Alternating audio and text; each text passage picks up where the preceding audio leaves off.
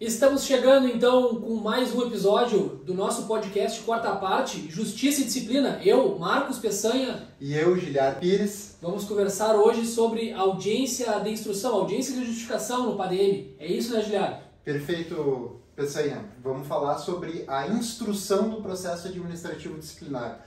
Na sequência dos nossos episódios, a gente já vem falando desde o momento da instauração, o cometimento da infração disciplinar, e hoje a gente vem falar da parte que é a mais importante, onde o praça se defende, né?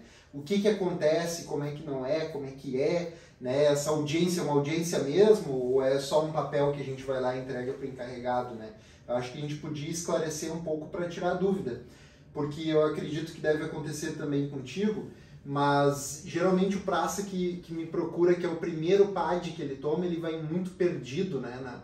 Não sabe muito bem o que vai acontecer e tal, né? Isso, eles não sabem, ficam, e aí o que eu digo, o que eu preciso fazer, eu entrego, tu vai junto, né? Sim. Enfim, e eu acho que a gente já poderia começar, né, do início, Sim. Dizendo que, como a gente viu na notificação, no último episódio a gente abordou sobre as questões da notificação disciplinar, né? E eu acho que a gente tem que começar sempre com aquele aviso de que a audiência de justificação ela só pode acontecer depois de 3 dias úteis da entrega da notificação disciplinar, para dar tempo do cara procurar um advogado, fazer sua defesa escrita, ou para ele, enfim, procurar uma prova, testemunha, né, juntar elementos para montar a sua defesa. Apesar de ser um prazo curto, né, pensa aí. Às vezes é muito curto, né? Sim. Mas como tu falou, assim, é importante que daqui a um pouco, se o pessoal chegou nesse episódio, né, e quer saber algum elemento anterior a essa questão da audiência de justificação, retorne nos episódios anteriores, que a gente tratou desde o cometimento da transgressão, né? Aí sim, chegando depois a instauração propriamente deste processo, que aí a gente já começa a crítica. Será que é um processo mesmo ou é um procedimento que Sim. chega ali, como tu disse, troca de papel? Então, nos episódios anteriores a gente abordou essas temáticas que são preliminares, né? Elas acontecem antes realmente da instauração, e aí chega a instauração e, bom, instaurado o PAD, como tu bem colocou, eu vou receber a notificação disciplinar. E isso é importante, né? Porque, muito embora esteja previsto de maneira expressa na RDBN, que são 3 dias úteis, né? Isso é importante, são 3 dias úteis. Então, se o militar recebeu na sexta-feira, ele vai começar a contar o prazo lá na segunda, né?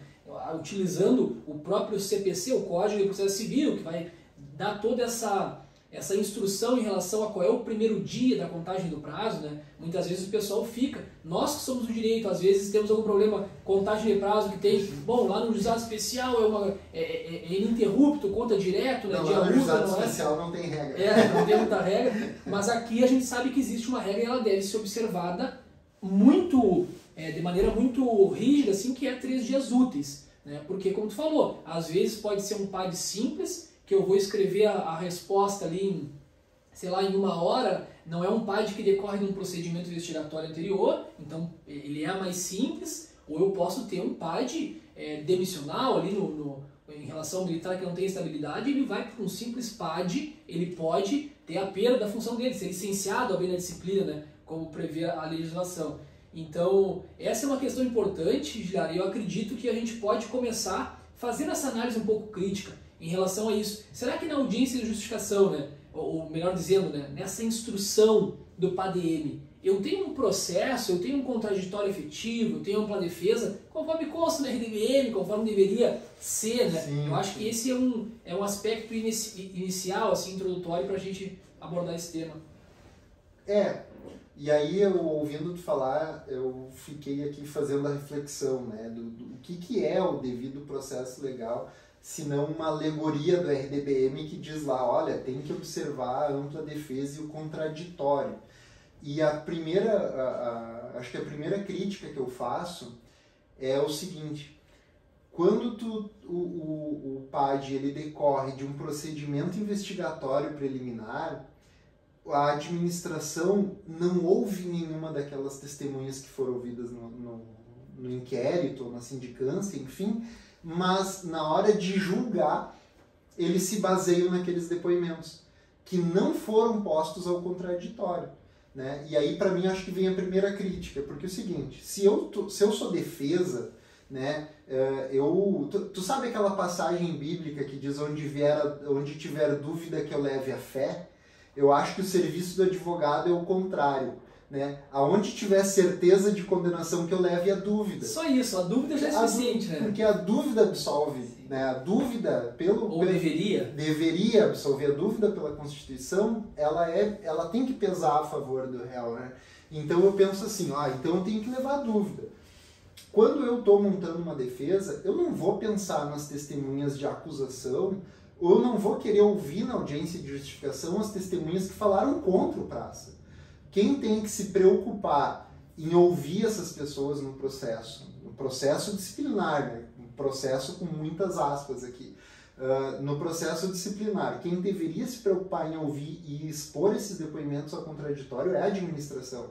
Mas eu, aqui em vários anos já fazendo defesa de PAD, eu nunca vi a administração chamar a testemunha para dar depoimento no PAD, né? Eles, pelo contrário, eles imputam como uma obrigação do acusado que leve as suas testemunhas. É obrigatório, né? O acusado comparecer no dia da audiência de justificação, levando as suas testemunhas e as provas que entender cabíveis.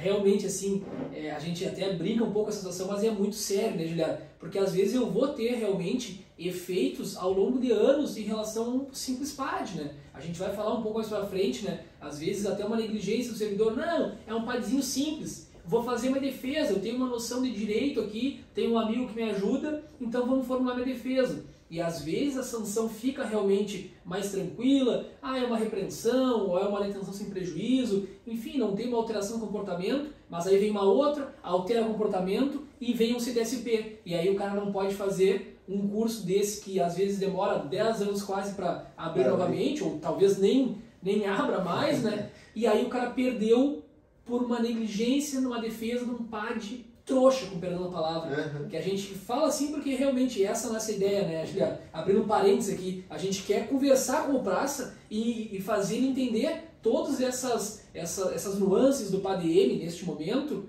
e que a gente de alguma forma já passou. Eu fazia as minhas defesas dos meus PADs, de colegas também, como tu fazia, então a gente já viu muita coisa e hoje a gente vê como advogado, mas a gente vê com os olhos de que se essas, vamos dizer assim, essas diretrizes, parâmetros do RDBM, que já não são tão garantistas, mas se esses não forem observados, que dirá os princípios do processo, princípios constitucionais do processo, que alguns obviamente são replicados no RDBM, né? Mas a gente sabe que o RDBM, pela sua natureza, né, de decreto, ele é muito rigoroso em relação ao acusado, de ter que trazer testemunha, ter que trazer prova, praticamente ele precisa provar a sua inocência. Ele faz a inversão, né, do princípio da não culpabilidade, né, de que tu ser inocente até que se prove o contrário.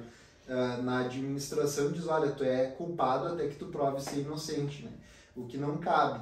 Mas, né, tu falou ali, o artigo 30, se eu não salvo engano agora, do RDBM, que diz que tu tem que levar tuas próprias testemunhas, ele já tem vamos colocar uma situação hipotética, mas ele já tem um grande entrave, que é, e se a testemunha que tu quer ouvir é um oficial, eu, soldado que estava na hora, o fato foi presenciado por um oficial, e se eu quiser que aquele oficial venha dar depoimento, qual que vai ser a minha competência, né, de chegar para o oficial e dizer assim, capitão, tal dia, tal hora, o senhor vai ter que ir na audiência de justificação, o senhor vai parar tudo o que o senhor vai estar fazendo, todos os seus deveres como administrador da unidade, o senhor vai parar e o senhor vai ter que me acompanhar, porque o senhor é minha testemunha. Toma outro PAD. Não, já, vários. Quando tu vem falar comigo, tu quebra a cara do comando, e não leva testemunha, pior de tudo, né? Exato. E aí, né, só pra gente ver como tem uma certa disparidade, porque se a gente for colocar numa situação inversa, um oficial respondendo um processo disciplinar, no dia da audiência de justificação vai ter uma fila de praça na porta da oitiva esperando para ser ouvido. Porque ele tem competência para, inclusive, liberar o militar do serviço para ir ali fazer oitiva. Agora, às vezes um processo disciplinar que decorre de um procedimento investigatório preliminar, ele pode demorar alguns meses até virar um PAD. né? A sindicância tevreumade pode demorar meses, às vezes até ano. A gente pega PAD prescrito, que não podia mais de 2 anos e 140 dias, mas a gente tem essas situações, e aí as testemunhas que eu queria ouvir eram da minha unidade na época e já não são mais.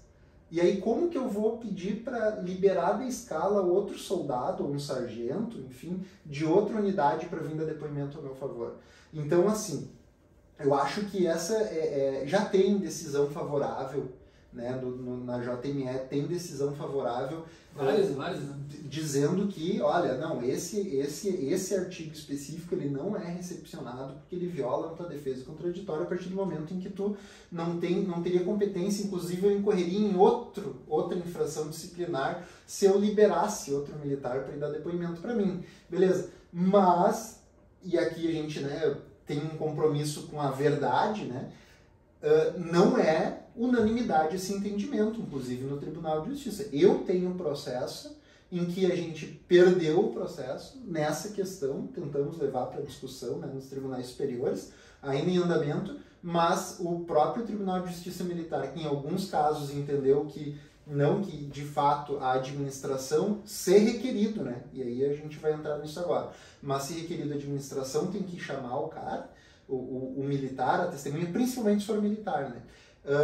Ele decidiu o contrário a isso, perdi por maioria, mas decidiu o contrário a isso. Então eu vejo que essa lacuna deixada, porque da situação da lei, do RDBM, com a situação prática, ela causa um prejuízo enorme que a gente tem que levar para discutir no judiciário, que dá decisões desencontradas. Insegurança jurídica. Insegurança jurídica total, né, Marcos?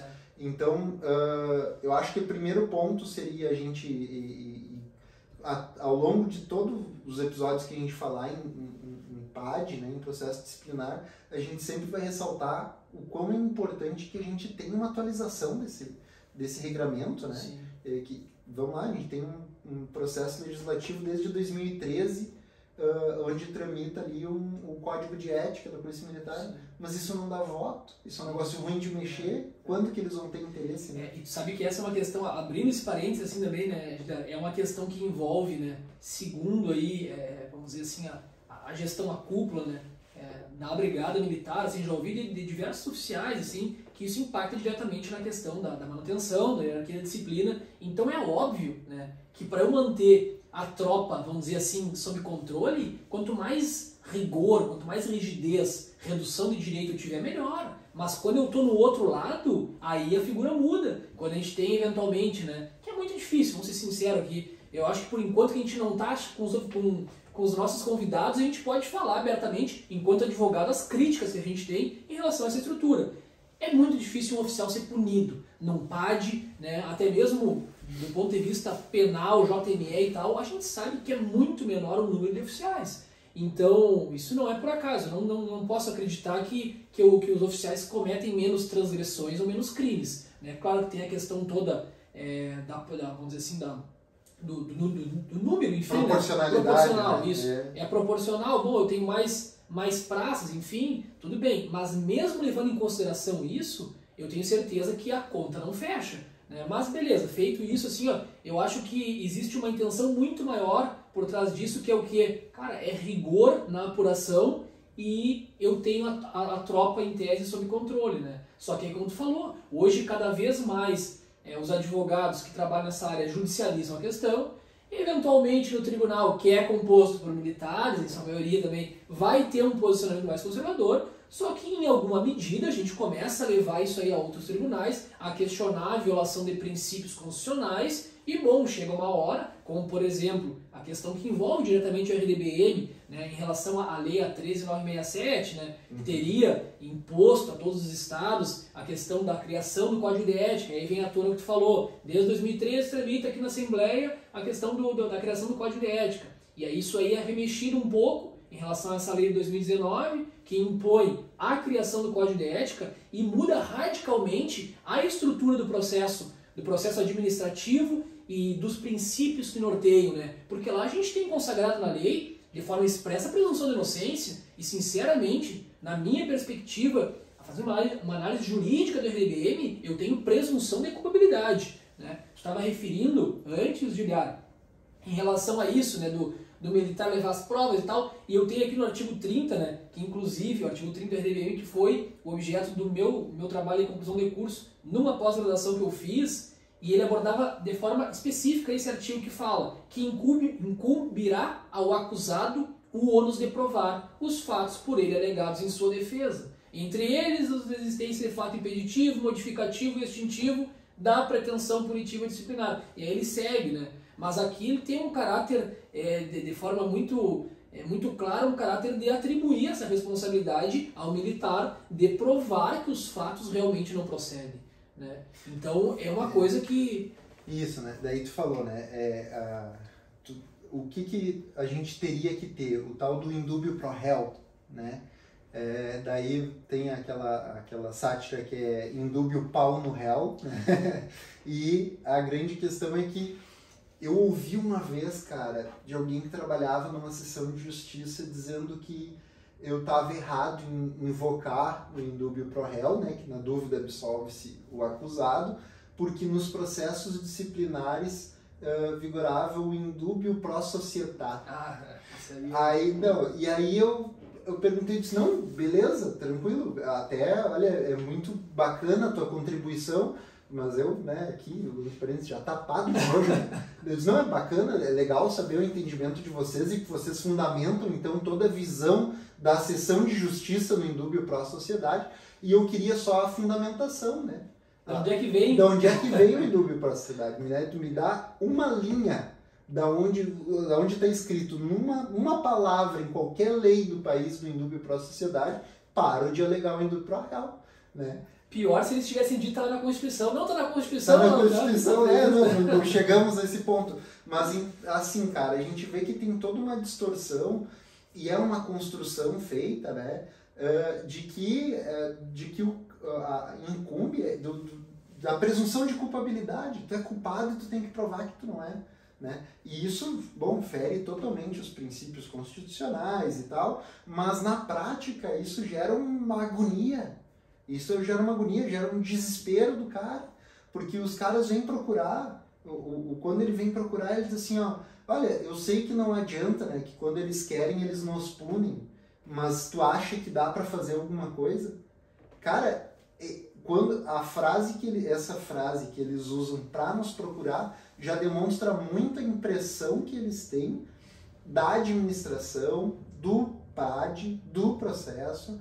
A gente diz, cara, tem que trabalhar o contrário e dizer, cara, não é assim. Não é se eles querem, eles vão ter que rebolar pra te punir. Porque quem tem que provar que tá errado é eles. E aí a gente vai ter várias teorias que a gente pode usar e aí a gente tem que ressaltar de novo a importância de ter um advogado da área que conheça direito militar, conheça direito administrativo, para te alegar uma teoria dos motivos determinantes, porque, né, às vezes eles preenchem a falta de nexo causal, tem que ter nexo causal também.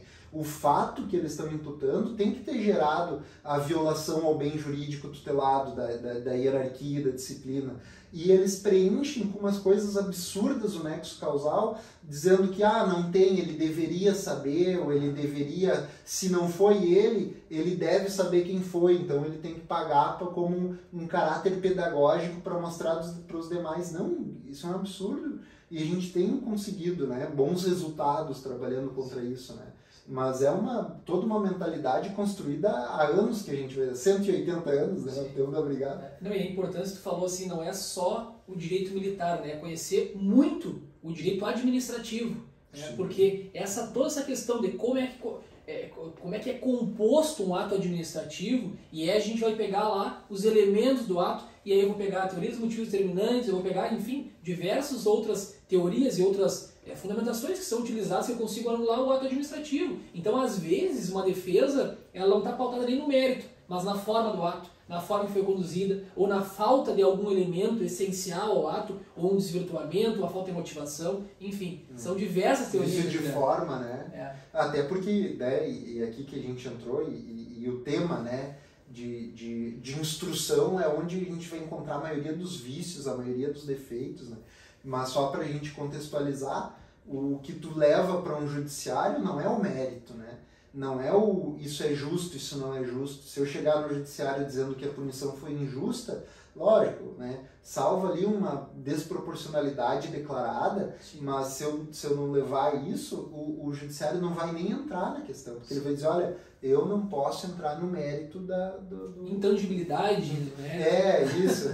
Sabe que a insindicabilidade do mérito administrativo, sabe que eu fiz o meu trabalho de conclusão da faculdade foi sobre o controle judicial do mérito do ato administrativo. Bem específico, porque parece que eu sabia que eu ia trabalhar o resto da minha vida cuidando, judicializando o mérito administrativo, né? E aqui mérito com muitas aspas, porque às vezes atrás dessa frase feita por um juiz de que eu não posso entrar no mérito, ele não se dá conta que aquilo que a gente está alegando não é mérito, é direito. Né? E ali que separa, né? O que é o mérito, o que não é mérito, né? E até que ponto, se eu tenho uma ilegalidade no mérito administrativo, né? Na decisão ela é ilegal, ele vai entrar no mérito eventualmente, mas é delicado, né? E o controle da legalidade, da discricionariedade. Porque discricionariedade não é tu fazer o que tu quer, sim, é tu escolher uma das possibilidades já previstas na, sim, lei. Isso é discricionariedade, né? Porque pela legalidade tu não pode fazer nada assim que esteja escrito, claro, né? Enfim, mas assim, ó, eu acho que para nós voltar, né, pro tema. Já deu muito bizu, assim, né? Já bastante bizu, pessoal. Agora falando especificamente da audiência de justificação, né? O cara chegou para instrução, beleza. Não levou as testemunhas, a gente já falou as testemunhas, tem toda essa questão que é divergente, né? Mas que eventualmente isso tem que ser no mínimo, né? E aí, claro, depende se o militar está com advogado ou não, mas ele precisa consignar, ele precisa fazer constar isso aí. Bom, eu quero que as testemunhas sejam ouvidas, não consegui trazê-las, né? De repente, coloca isso no papel, se o militar tiver sem um advogado, coloca, olha, tenente, capitão, eu gostaria de ouvir fulano, beltrano e ciclano, conforme consta na minha defesa escrita. Eu até fiz contato com eles, mas eles falaram que não poderiam vir, porque estariam de escala, estariam trabalhando, viajando, sei lá o quê, né? Alguma outra coisa que impeça eles, ou simplesmente o cara não quer vir na de folga, e aí eu vou ter esse cerceamento de defesa, de certa maneira, porque se a testemunha consegue corroborar a minha tese defensiva, eu tenho um elemento de prova, né? Sim. Mas, enfim, audiência de justificação, Juliano. A primeira pergunta, né, o pessoal faz lá, a audiência de justificação tem ciência do conhecimento, aliás, tem conhecimento dos fatos que são imputados, né? Aí o militar vai responder, conhecimento, tenho ciência, eu sei do que se trata a acusação, né? Aí, enfim, as perguntas padrões ali que tem no SGC, né? Que já está naquele modelo pronto, né? E aí vai dizer, quero produzir mais alguma prova, juntar de alguma prova, eventualmente vai ser juntado naquele momento, né? E aí no final fica aquela perguntinha capciosa, né? Se reconhece o cometimento da transgressão. É mais ou menos assim, né, Gilberto? Isso. Reconhece o cometimento da transgressão? Né, vamos lá. Só acho que pontuando a questão das perguntas, né? Tu chegou lá e aí essa agora, hoje de tarde eu estava conversando com um praça sobre isso, que ele disse, cara, é meu primeiro PAD e eu não sei o que vai acontecer. Eu disse, não, tu não te preocupa, tu vai chegar lá, como tu disse, ele vai dizer, olha, eu vou fazer o termo da audiência de justificação e ele vai fazer as perguntas, tem ciência do que tu está fazendo, tu vai apresentar a defesa escrita, né? Tu vai constituir um advogado para te defender, ou tu constituiu para fazer tua defesa escrita, tu quer ouvir alguma testemunha e tu quer juntar algum documento como prova, ou produzir alguma prova. E no final essa tu reconhece ou não reconhece, né? O que eu oriento o pessoal, né, é sempre fazer olha, tu quer ouvir uma testemunha? Se tu colocou, né, tu pegou, tá ouvindo o nosso bizu para fazer tua defesa do PAD lá, e aí tu já colocou tuas testemunhas, tu quer ouvir uma testemunha? Sim, conforme a defesa escrita, né? Porque eu não tenho, a minha primeira manifestação no processo disciplinar nas minhas razões de justificação. Eu não tenho uma defesa prévia, né? Embora outros lugares tu tenha outros procedimentos, processos administrativos, tu apresenta a defesa prévia e tu tem uma instrução mais detalhada, no PAD da Brigada Militar do Rio Grande do Sul tu não tem.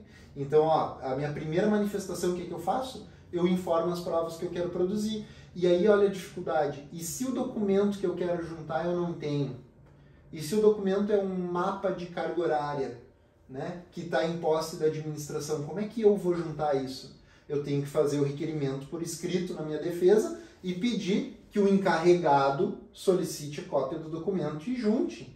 Só que aí, né, nós vamos desdobrando cada um desses problemas. Eu vejo que assim, beleza, eu peço para juntar um mapa de carga horária. Só que eu não vou me manifestar depois da juntada desse mapa de carga horária? Ele serve para corroborar o que eu coloquei. Mas e se eu não tiver ciência do que tem nesse documento?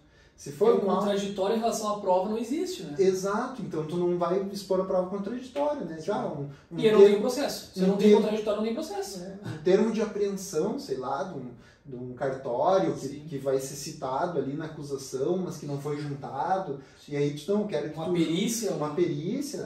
Porque tem coisas que demandam uma complexidade maior e que eventualmente o RDBM vai trazer um disciplinamento diverso, que é celeridade, simplicidade. Mas aí do outro lado eu tenho um pouco militar que vai ficar 10 dias detido, e aí eu não vou, a administração não vai disponibilizar uma perícia porque não tem relevância. Tá, mas se aquele é o único meio de eu afastar a pretensão punitiva, né, bom, não permitiram esse tipo de prova, essa manifestação posterior à prova, eu tenho uma violação contraditória, e aí abre-se uma porta, né, para tentar judicializar a discussão desse mérito não, melhor dizendo, desse ato administrativo, e eventualmente o mérito se tiver contaminado de alguma ilegalidade, enfim, sim, essas questões. Mas é um mar, assim, para falar de processo administrativo disciplinar militar. A gente já gravou uns 3, 4 episódios, né, desde o momento do cometimento, a transgressão, e vamos avançando, Juliano, chegando já em quase meia hora de gravação, e tem muito que se falar ainda em relação a isso. Só sobre a instrução, né? A questão da prova pericial. É óbvio que eu posso produzir prova pericial, que eu posso exigir prova pericial. E quem tem que providenciar essa prova pericial é o Estado. Né? Às vezes até uma prova da substância. Vamos lá, foi apreendida uma substância com característica de drogas no armário, em algum lugar, uma área comum, e aí eu não vou fazer nenhuma prova para ver se aquilo é ou não é. Não vou fazer nenhuma perícia para ver se aquilo é ou não é uma substância tóxica. Né? Enfim, tem muita coisa que daria para a gente pontuar. Né? Só que daí o RDBM vem e diz: todas as provas deverão ser produzidas em audiência. Que é um absurdo. Não tem provas que tu não tem como tu produzir em audiência. Né? Como a prova pericial, por exemplo, né? Ou alguma que demanda de requisição, juntada de documento, né? Tudo que a gente vem falando. E aí tem um ponto que dá pra gente falar, e aí, cara, a gente conhece, se dá bem com muito encarregado de processo administrativo, mas a prática administrativa aqui na Brigada Militar, ela transformou o encarregado num motoboy. Ele é um guri de recado. Ele recebe a tua defesa escrita, ele só consta que tu juntou uma defesa com tantas folhas e ele encaminha para a autoridade nomeante para ela decidir o que fazer ou não. Quando o RDBM diz que o encarregado vai decidir sobre as provas. Então, se eu botar na minha defesa escrita que eu quero ouvir uma testemunha e o encarregado, sem mandar para cima, ele não mandar chamar a testemunha, se o encarregado não mandar pedir o documento que eu estou pedindo, ele vai ter que botar na audiência de justificação, no termo de audiência, o porquê que ele está indeferindo a produção da prova. E a gente já vai cheio de lacuna para decidir, porque quando vai para o comandante da unidade, o que ele faz? A solução.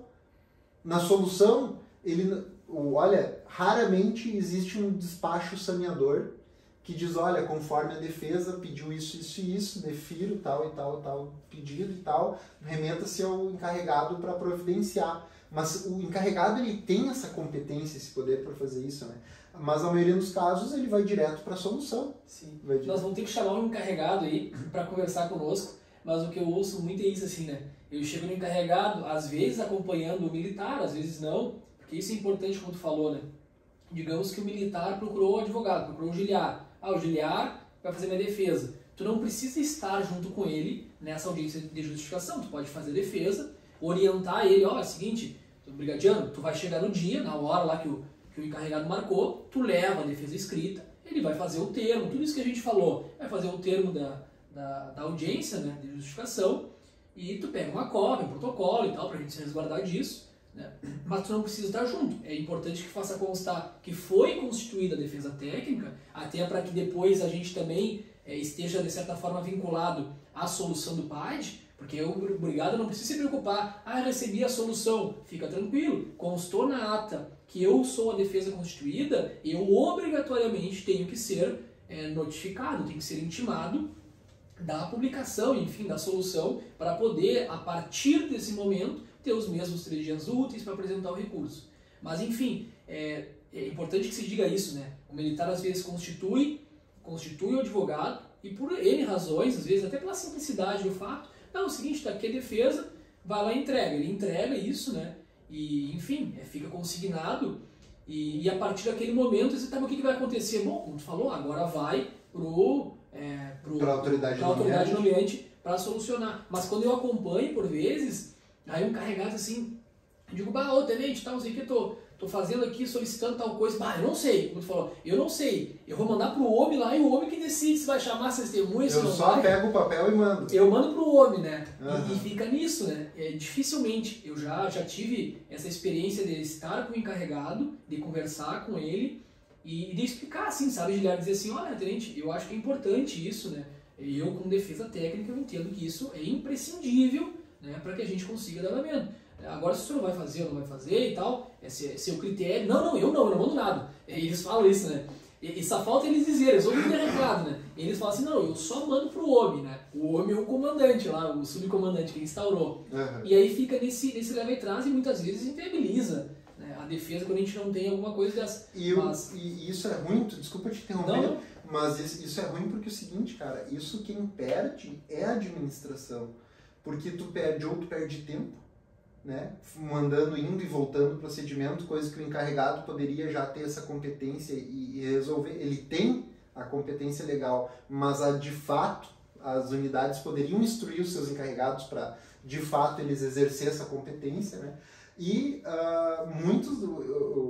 eu acho que assim, a gente se coloca, né, como administração e defesa em polos opostos muitas vezes, quando na verdade alguma questão que a defesa faz, o trabalho do advogado, além de defender o interesse do cliente, quando a gente está apontando ilegalidades, a gente está fazendo um trabalho contributivo para a administração da disciplina militar e dizendo, olha, administração, se tu fizer isso, tu vai estar cometendo uma ilegalidade. Por que a gente diz isso? Para que não se saiba, porque um ato ilegal é um ato nulo, e aí nós vamos ter que refazer, vamos ter retrabalho, ou nós vamos conseguir anular e derrubar esse ato que foi errado. Então eu vejo como a atuação do advogado muito contributiva, né? A gente está contribuindo para que o resultado, que se caminhe pela previsão legal até chegar no resultado. E aí o resultado, sim, nós vamos ter interesses contrapostos, né? Que em tese não era para ter, porque o julgador ele é para ser totalmente parcial, mas a gente tem a administração dizendo que o cara fez, e aí nós não, mas isso é mérito, né? Até chegar no mérito, o interesse da observância da legalidade teria que ser comum para os dois lados. E só que na prática, quando tu aponta irregularidade no procedimento, a administração fica contra. Eu já tive cara que era meu amigo encarregado de um procedimento que eu apontei uma ilegalidade e ele ficou bravo comigo, né? E eu disse, não, mas olha só, é que eu estou defendendo os interesses do meu cliente e eu estou tentando, nós temos que seguir um rito e o senhor não seguiu e o cara ficou bravo comigo, inclusive se eu me queimando depois, mas enfim, é do jogo, né? Faz parte. Assim, cara, né? Eu acho que a gente pegou então, né, começou aqui nos 3 dias úteis para poder fazer a audiência de justificação, passamos pelas testemunhas, produção de provas, né, a importância de ter um advogado, porque olha tudo que a gente falou e com certeza tem muito mais para falar. Coisas que estamos todos os dias nos atualizando e mudou o entendimento do tribunal em relação à testemunha, em relação a isso. Então demanda um acompanhamento, né? Então olha a importância que é tu ter um advogado para te acompanhar num processo disciplinar para não atrasar a tua carreira, né? Infinitas coisas. E a gente chegou naquela parte final do tipo, tá feita a audiência de instrução, o encarregado pega e manda tudo pro comandante. Eu acho que a gente conseguiu sintetizar bem aqui qual que é a instrução, ou qual que era para ser a instrução do procedimento disciplinar, né, Marcos? Sim.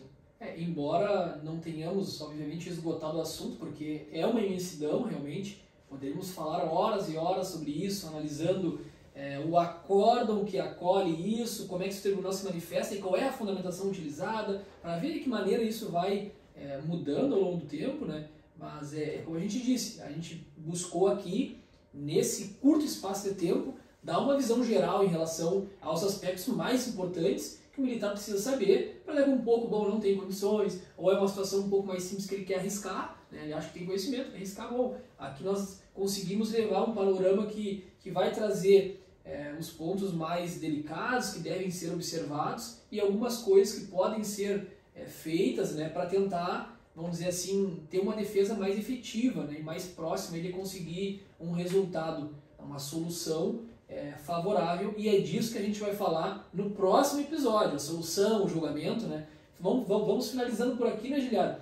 Agradecendo a todas as pessoas que têm nos dado feedback em relação a esse projeto, no podcast, no canal do YouTube, né. Agora, se tu me permite, eu tenho um abraço especial para mandar aqui no programa, porque a gente tem, cara, uma ouvinte do podcast do outro lado do país, né, lá do Amazonas, a doutora Ingrid. A doutora Ingrid é uma advogada que vem da área militar, a família dela toda eram policiais militares, né? Então ela se criou no meio militar e ela advoga lá no estado do Amazonas e faz um excelente trabalho. Com certeza vai ser uma das nossas convidadas, já falei com ela, ela se disponibilizou a participar aqui com a gente, e ela é uma ouvinte que está sempre incentivando, dando feedback, né, compartilhando o nosso conteúdo. Então um abraço para a doutora Ingrid, e ficar o apelo para que o pessoal também contribua, mande para um colega advogado que trabalha na área, para um praça que precisa de uma defesa, algum militar que possa, a quem possa servir, manda uma dica. Manda para os encarregados dos procedimentos, diz, olha, o pessoal falou, manda para a sessão de justiça, vamos fazer espalhar, nem que seja para discordarem de nós. Sim. E nos dar o feedback e a gente poder trazer alguém para conversar a respeito disso aqui, né? Todo mundo que nos escuta pode se sentir convidado para estar aqui um dia conosco conversando, né? Até porque eventualmente não somos donos da verdade, né, Juliano? Podemos ter falado alguma coisa que talvez exista alguma incoerência ou até algum contraponto, né? Porque a gente sabe que muitas vezes uma crítica que não tem esse contraponto, ela acaba deixando essa lacuna em relação a um problema que existe que inviabiliza alguma coisa que a gente nem tem dimensão.